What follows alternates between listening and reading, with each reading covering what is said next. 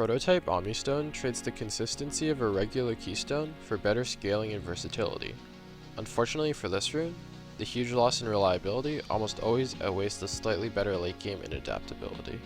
In this video, I'll be talking about what Prototype Omnistone does and why its strengths don't match up to its shortcomings.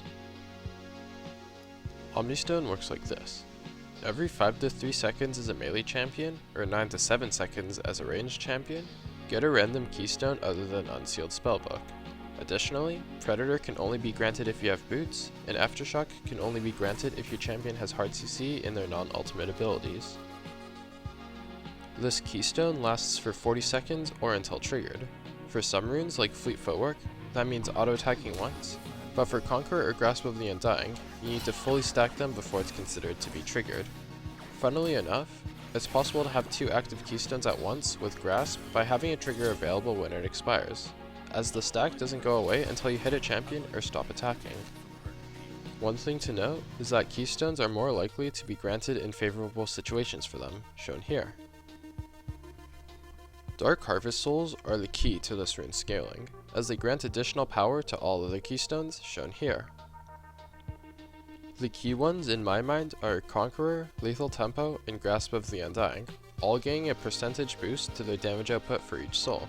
With just one Dark Harvest stack, Lethal Tempo gets 125 additional gold worth of attack speed, and Conqueror gets up to 130.5 gold worth of stats.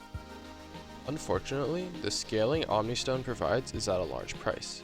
Even with the smart Keystone selection, you'll oftentimes be left wanting a different Keystone, and many champions have trouble stacking Conqueror, proccing Electrocute, or triggering Aftershock.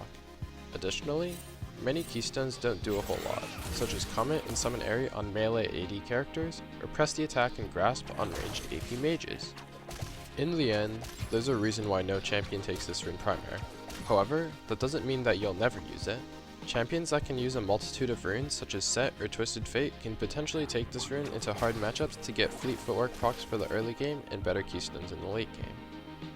To conclude, Prototype Omnistone trades the consistency of a regular Keystone for better scaling in the late game and the potential to get extra value throughout the laning phase.